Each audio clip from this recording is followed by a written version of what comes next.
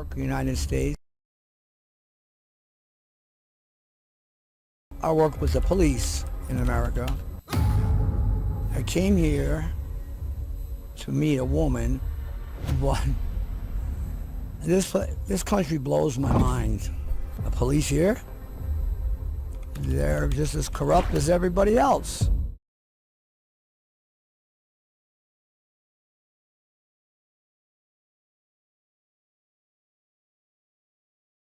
My son is responsible for that because he put me on Instagram, because he said, to be cool, you have to be on Instagram, which I thought was so funny. He said, Pops, you're not cool because you're not on Instagram. So we made up an Instagram account, and lo and behold, 6 months later, I have all these African women. You're right, and I've been there. Abdi is useless. I know Abdi is personal. In the US, at various times, many police officers hang up their boots, badges, and step into a very different life from the one they've lived for decades. This becomes their time for reflection, new hobbies, and more quality time with family. But would you believe it if I told you a 63-year-old retired police officer who ended up in Africa after retirement, not for a holiday or adventure, but because he fell in love with a lady he met on social media? Yes, you heard me right. This man traveled a long way to see his girlfriend, but when he arrived, he realized that he made a big mistake. How did a smart former police officer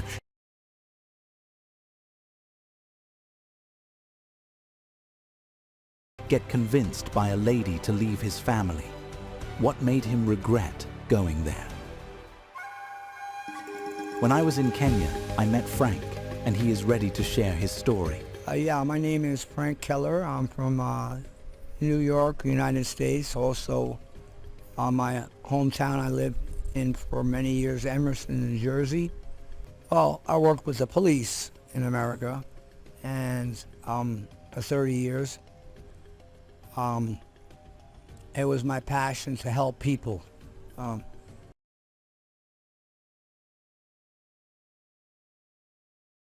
It wasn't because of the money. I'm retired now. I worked 30 years for the government. I'm a type of man, because I'm a Christian, that I believe in serving the disadvantaged and the preyed upon.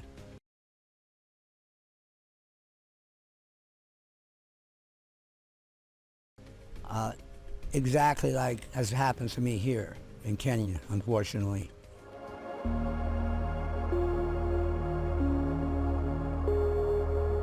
Frank spent his early years feeling a strong sense of responsibility and love for his country. This feeling made him want to become a part of the police force in the United States. He did a great job in his work and was promoted to captain before he retired, showing he was really good at his job.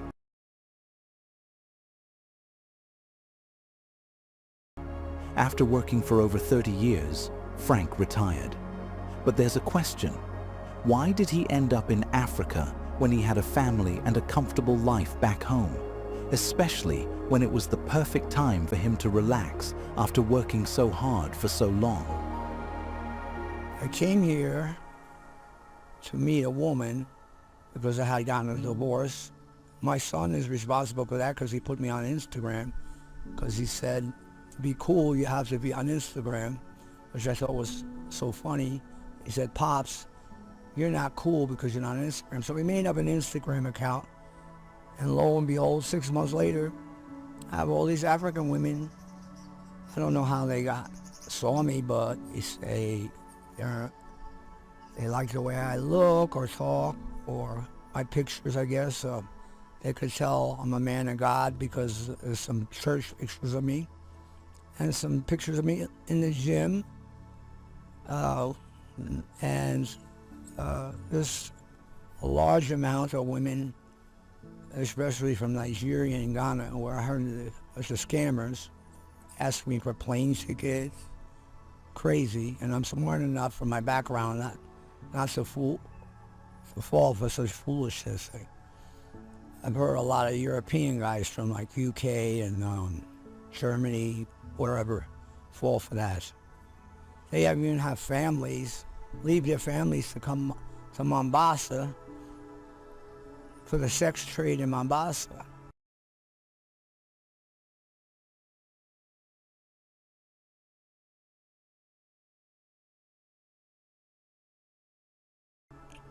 Have sex here for a week in Mombasa. Yeah, I don't know, I guess it's true, I've heard it.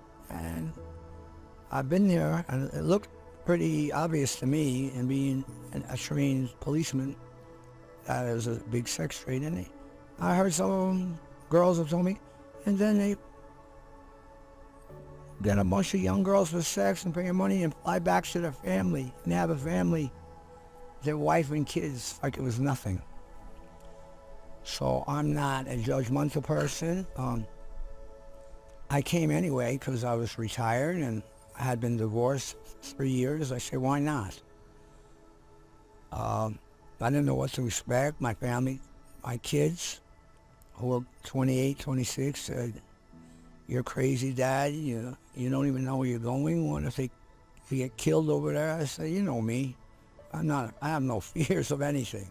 Man, beast, whatever.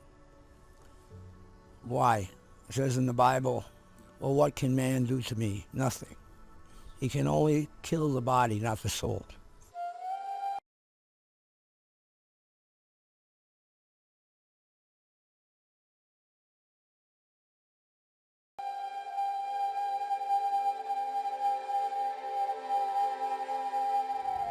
He flew to Kenya to meet a girl he had been chatting with on social media. Even though he thought he wouldn't be scared of anything there, it turned out to be very different from what he expected. Almost everything he encountered was something he thought could never happen. This country blows my mind. After I broke up with a girl that I came to see, because she was a total false person, even on a live chat, which I don't feel comfortable in doing. I guess there's a lot of scammers out there and guys asking for nude pictures of women. I guess maybe I'm naive, but it doesn't go on in America. So I had moved out of one apartment after a year's lease was done, and I had agent show me around Riara Road, Gong Road. I like being by a mall. Made me less homesick. I could walk down the street, and here's a mall with a Subway and American food. So whenever I got homesick, I'd go there. So I said, this is nice. So this place where I rented Garden Flats, I looked at it. I went down to the Jubilee House by Kenyatta Avenue in CBD, and went into a lady's office named Elizabeth, and she showed me the contract, how much it would require. And right away it jumped out to me that they're asking an inordinately large amount, meaning more than what any apartments ever asked me. But I really like the place. It's located on Gong Road. It's a very nice place, and pay money I paid, which a lot of Kenyans will say, why are you paying so much money? Well,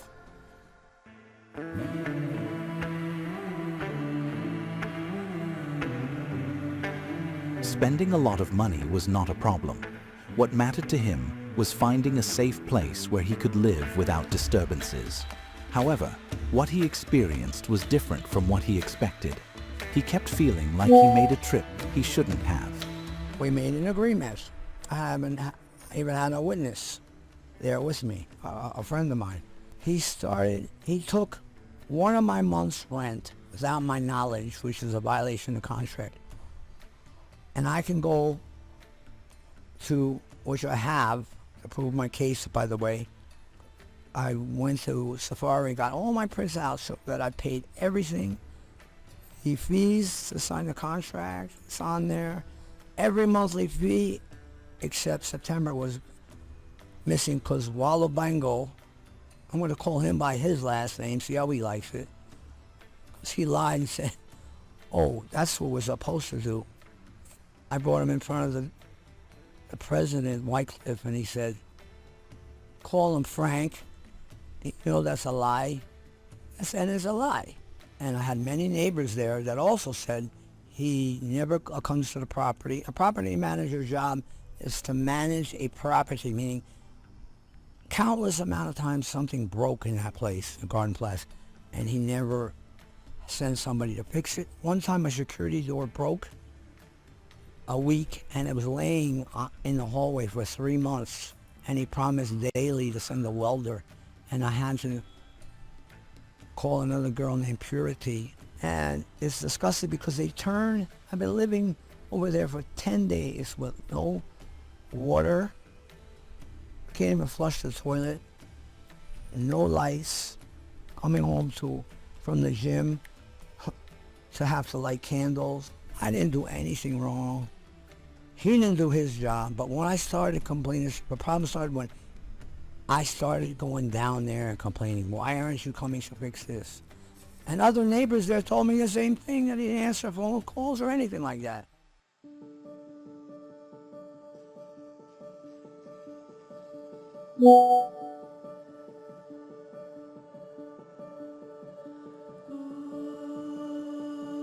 Because of living in a place that wasn't safe, one night, some criminals broke into his home. They stole a lot of valuable items and even tried to hurt him. Well, it was late at night, and they held a knife to me one time. And I learned as a policeman, if somebody holds a knife to you, your life is not worth whatever you're carrying on you.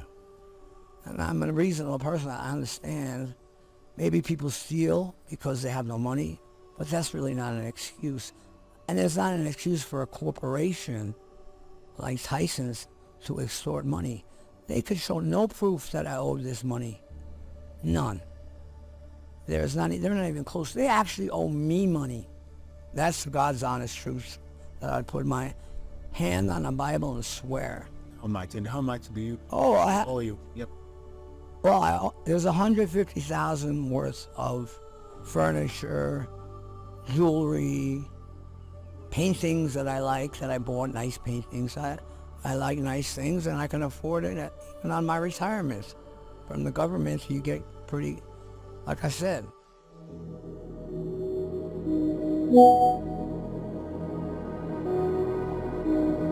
As an ex-policeman, he knew how to handle getting justice after being robbed and facing issues, all because his landlord also took his money unfairly. However, every action he took led to unexpected results. Where he hoped to find support, he instead encountered situations that were far from helpful. The police here, they're just as corrupt as everybody else. It amazed me the first time as an ex-policeman that I was told to pay money for some help. I'm like, what? If I did that in America, we have no corruption. We have police officers in undercover dressed like you that look at other police officers, make sure they're not taking, you know how many, I could be a rich man with all the people I arrested that offered me millions worth of dollars in drugs or millions of dollars worth of money in their trunk to let them go. No, you can't. I had a family to feed. I couldn't do that. And I would have been fired. So you have not got any justice? No, not. Justice. It's not only I haven't even gotten justice. If they would have just said, okay, you know, let's settle this, just like the president did. Well, that's why at the ending, he's called James and wanted to find out about the story, and he said, James, go to your office and get a statement that how much he is in arrears. I don't know what that word is, but I guess that's whatever, rent. He goes to office, comes back, he gives Mr. White, the president, a statement. Mr. Keller owes $50,000 arrears. Now it's 189. It blows up to 3 months later. And Mr. Wycliffe, in all due fairness to him, he seemed like a decent guy, but he knows what's going on there. He knows it's a corrupt organization, no doubt in my mind. When you talk about Mr. President, you know, maybe you think that it's the President of Kenya. Who is this Mr. President you are referring to? Well, he's the shadow president, I've come to find out. He really doesn't run that place. He's only president by name, Wycliffe. I've heard that there's another guy that maybe ran the place before him. See, I know how to gather information. I did 30 years of it. The ending to this story is because I didn't cave into James's demands, and he said, go to your room. A 63-year-old man, go to your room.